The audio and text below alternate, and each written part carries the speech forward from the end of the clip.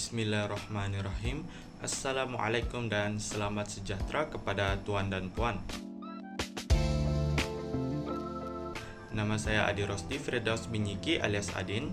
Saya berumur 19 tahun dan berasal dari Sipitang, Sabah dan menetap di University Apartment, Phase 1 Jalan Sulaiman Menggatal, Sabah. Jurusan ataupun bidang yang ingin saya mohon adalah jurusan kejuruteraan kerana saya sangat meminati dalam subjek matematik, fizik dan kimia yang membawa saya ke arah bidang kejuruteraan. Selain itu, dalam bidang ini saya dapat membantu negara kita untuk terus mencipta dan berinovasi setiap hari. Saya memilih Universiti Teknologi Mara UiTM kerana UiTM telah banyak melahirkan graduan yang dinamik dan progresif. Selain itu, kebanyakan ijazah yang ditawarkan di UiTM mendapat pengiktirafan oleh badan profesional dari dalam dan luar negara.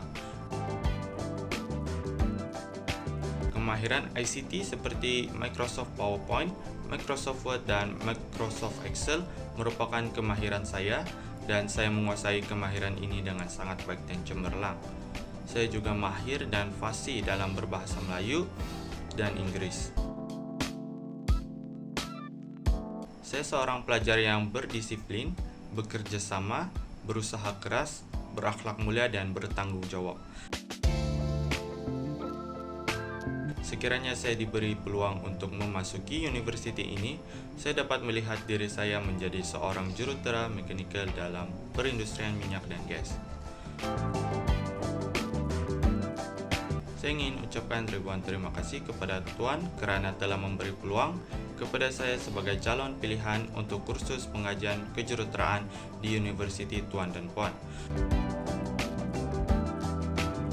Harapan saya agar permohonan saya ini dapat pertimbangan yang sewajarnya daripada pihak universiti untuk menerima saya sebagai seorang daripada warga Universiti Teknologi Mara UiTM. Sekiranya permohonan saya ini diluluskan, jasa tuan dan puan tidak akan saya lupa kerana tanpa bantuan daripada tuan dan puan, mungkin permohonan saya tidak akan diterima. Untuk menghubungi saya, tuan dan puan bolehlah menghantar surat di alamat ini ataupun tuan boleh menghubungi saya di talian ini. Tuan puan juga boleh menghantar email kepada saya menerusi akaun ini bagi memudahkan lagi urusan pemberitahuan berkaitan permohonan saya. Itu sahaja daripada saya. Sekian, terima kasih.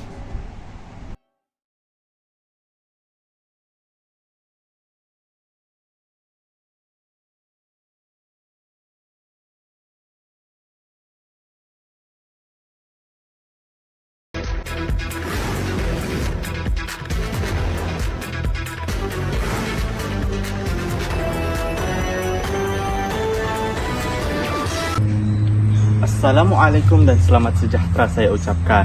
Batang halban dibawa ke hama, hendak dirikan sebuah taman.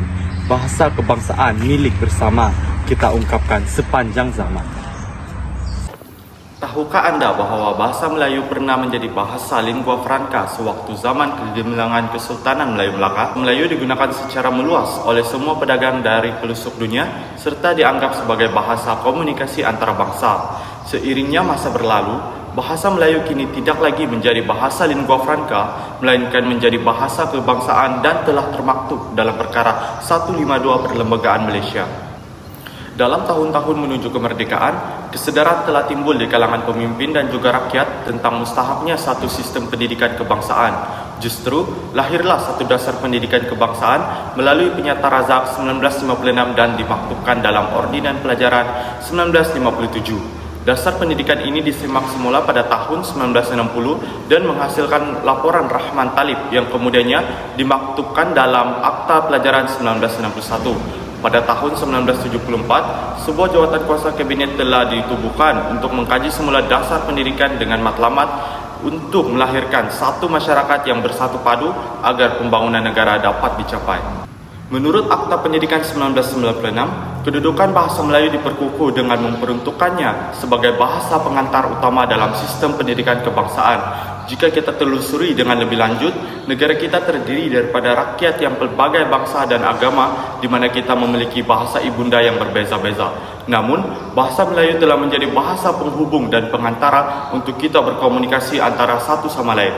Memetik kata-kata Francesco Petra, bangsa tanpa bahasa itu umpama pelita tanpa minyak. Dengan itu, tiada lagi penghalang untuk kita dalam membina tali persaudaraan dalam kalangan rakyat yang berbilang bangsa.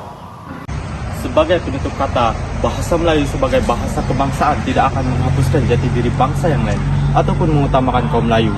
Bahasa Melayu hanya diwajibkan dalam majlis dan urusan rasmi dalam usaha memartabatkan bahasa Melayu sebagai bahasa ilmu. Tegasnya, hilang bahasa, lenyaplah bangsa negara kita. Kita seharusnya memainkan peranan dalam mengangkat bahasa Melayu sebagai bahasa kebangsaan kita. Sekian daripada saya. Sekian, terima kasih.